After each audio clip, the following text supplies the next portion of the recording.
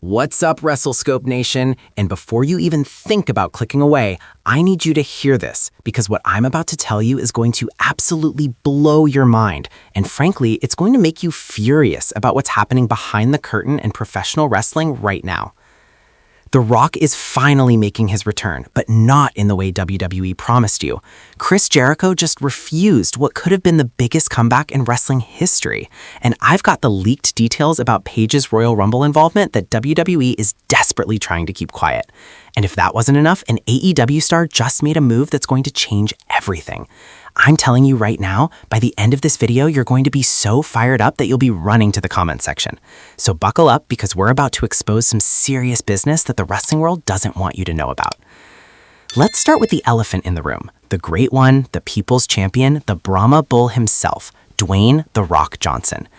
Now, WWE has been teasing us, the loyal fan base, for months about The Rock's inevitable return. We've seen the cryptic social media posts, we've heard the rumors backstage, we've watched Triple H drop hints in interviews that made our hearts race with anticipation. The wrestling community has been salivating at the possibility of The Rock returning for WrestleMania season, potentially setting up that dream match we've all been waiting for. But here's where it gets infuriating, and I mean absolutely blood-boiling. According to multiple sources close to WWE's creative team, The Rock's return isn't actually a return at all. It's a glorified appearance. We're talking about a brief segment, maybe a promo, possibly a confrontation, but not the full-fledged comeback that WWE has been implying for months. They've been dangling this carrot in front of us like we're just cash machines ready to fork over our hard-earned money for Peacock subscriptions and premium live event purchases. And you want to know the worst part? The Rock's team has allegedly been in negotiations with WWE since last summer, and the sticking points have nothing to do with his Hollywood schedule like they want you to believe. This is about money and creative control. The Rock wants the kind of influence over storylines that would make even Roman Reigns jealous, and WWE's new regime under Triple H is reportedly pushing back hard. Think about this for a second. The Rock, the biggest crossover star wrestling has ever produced, the man who literally transcended the business and became a global icon, is being treated like just another part-timer by the same company that built its modern empire on his shoulders.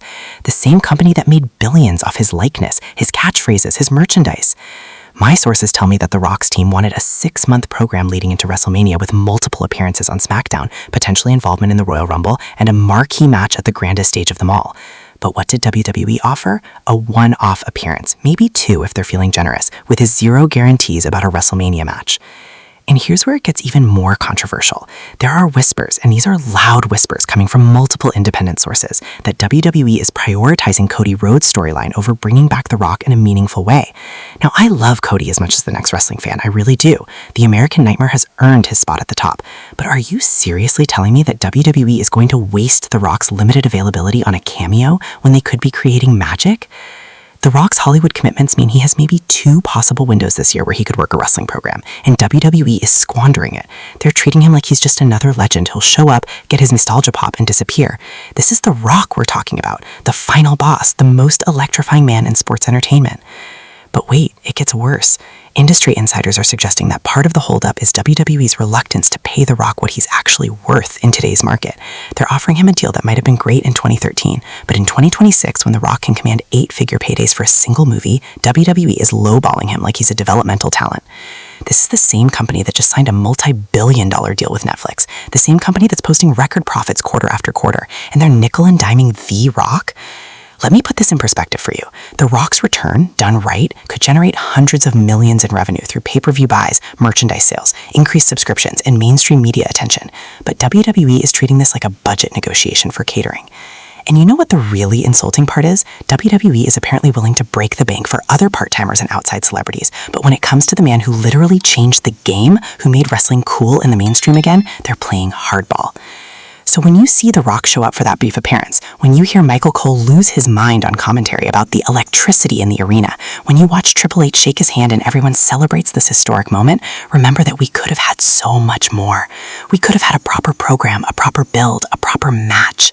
Instead, we're getting scraps, and WWE expects us to be grateful for it. Now, let's talk about something that absolutely nobody saw coming, and frankly, it's either the most brilliant career move or the most insane decision in modern wrestling history. Chris Jericho, The Ayatollah of Rock and Rolla, the demo god, the first ever undisputed champion, and arguably one of the greatest performers to ever lace up a pair of boots, has reportedly refused a massive WWE return offer. Let that sink in for a moment. Chris Jericho, the man who's reinvented himself more times than Madonna, the guy who can seemingly do no wrong when it comes to staying relevant, just turned down what sources are calling a Goldberg-level deal from WWE. According to people familiar with the negotiations, WWE approached Jericho with a multi-year deal that would have included Royal Rumble participation, a WrestleMania program, and potentially a run with a championship. We're talking millions of dollars. We're talking about coming home to the company where he became a legend. We're talking about the ultimate nostalgia run that could have printed money for both sides. And Chris Jericho said no. But here's where the story goes from surprising to absolutely mind-blowing. Jericho didn't just refuse the offer. He reportedly told WWE brass that he's, quote, committed to finishing what he started in AEW, and that he believes Tony Khan's vision for professional wrestling is where he wants to be. Now, I can already hear some of you screaming at your screens. He's loyal. He's standing by his principles. And you know what? There's merit to that argument. Jericho was one of AEW's founding fathers. He was the first ever AEW World Champion. He's been instrumental in building that company from the ground up. His loyalty is admirable. But, and this is a massive but, let's look at the reality of this situation. AEW's ratings have been declining. Their live event attendance is down. They've been hemorrhaging top talent left and right. The locker room has been described by multiple sources as toxic and fractured. And Chris Jericho, at 54 years old, is choosing to stay in a sinking Chinook instead of going back to WWE, where he could have one last legendary run on the biggest stage in wrestling? It doesn't make sense. Unless there's something else going on here. And boy, do I have some theories that are going to make you question everything. Theory number 1, Jericho has significant backstage power in AEW that he would never get in WWE's current structure. He's essentially untouchable in AEW. He can pitch any idea, work any program he wants, and Tony Khan will greenlight it. In WWE, he'd be just another part-timer subject to the whims of Triple H's creative vision. Theory number 2, and this one is spicy. There might be some burned bridges with WWE that nobody's talking about publicly. Remember, Jericho left WWE in 2018 under circumstances that were never fully explained. What if there's backstage heat that we don't know about? What if certain people in WWE's power structure don't want him back, and this offer was never really serious? Theory number 3, Jericho might be getting equity in AEW. Think about it. Tony Khan could have offered him a piece of the company, a stake in the future, something that would pay off long-term in a way that a WWE contract never could. If AEW eventually gets sold to a major corporation, someone holding equity could make an absolute fortune. But here's what really bothers me about this situation, and I want you to pay close attention because this is where it gets controversial. Chris Jericho is one of the smartest minds in professional wrestling. This is a man who successfully transitioned between different eras, different companies, different styles. He doesn't make decisions lightly, so either he knows something about AEW's future that we don't, he's being paid way more than we think, or he's making an emotional decision that could end up being the biggest mistake of his career. Because let's be honest, how many more years does Jericho have at this level? 2, 3, 5 at the absolute maximum? And he's choosing to spend those twilight years in a company that can't even crack 1 million viewers consistently, instead of going back to WWE where he could be part of the biggest moments in wrestling, where he could work with the best talent on the planet, where he could cement his legacy even further. And don't even get me started on the money. WWE's offer was reported in the millions. We're talking about generational wealth. We're talking about a payday that could set up his kids and grandkids, and he turned it down for what? Creative freedom? Loyalty? Pride? Look, I respect Jericho's decision to stay loyal to AEW. I really do. But part of me wonders if he'll look back on this moment 5 years from now and think, what if? What if he had gone back to WWE? What if he had that one last WrestleMania main event? What if he had captured another championship in front of 80,000 screaming fans?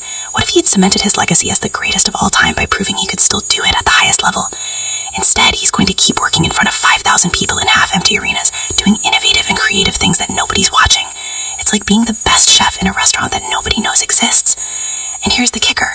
WWE's not going to wait around forever. They offered Jericho this deal now, but in 2 years, 3 years, they'll have moved on. They'll have built new stars. They won't need Jericho anymore. And when he finally decides he wants that one last WWE run, the offer won't be there. This might be the most expensive no in wrestling history, and we're all going to watch it play out in real time. Alright, WrestleScope Nation, if you thought the first 2 stories were explosive, buckle up, because this next one is going to blow the roof off. Paige, the anti-diva, the NXT Women's Champion who changed the game, the woman who retired too soon due to devastating injuries, is allegedly involved in leaked Royal Rumble plans that WWE is scrambling to contain. Now, before I dive into the specifics, I need to make something absolutely clear. These are leaked plans, which means WWE could change everything by the time the Royal Rumble actually happens. But the fact that these plans existed at all is what's causing such a massive stir. According to documents that were allegedly leaked from WWE's creative team, and I've seen screenshots that appear legitimate, Paige was scheduled to make a surprise return at the Women's Royal Rumble match. Not as a competitor, but as a special guest entrant who would appear, get her moment, and potentially set up a WrestleMania storyline. Now, on the surface, this sounds amazing, right? Paige coming back, the crowd would go absolutely nuclear. It would be a feel-good moment that everyone would be talking about. WWE loves these surprise returns. But here's where it gets complicated and frankly concerning. Paige retired in 2018 after suffering a career-ending neck injury. She's been very open about her health struggles, the fact that she can never compete again, and how devastating it was to have her career cut short when she was only 25 years old. WWE has consistently said that Paige would never be cleared to compete again due to the severity of her injury. So why on earth would WWE Creative have plans for her to participate in any capacity in a Royal Rumble match? The leaked documents suggest that Paige would enter at number 30, get a huge pop, maybe eliminate someone, and then get eliminated herself. The whole thing would last maybe 2 minutes, a quick nostalgia moment, a ratings boost, and then done. But let me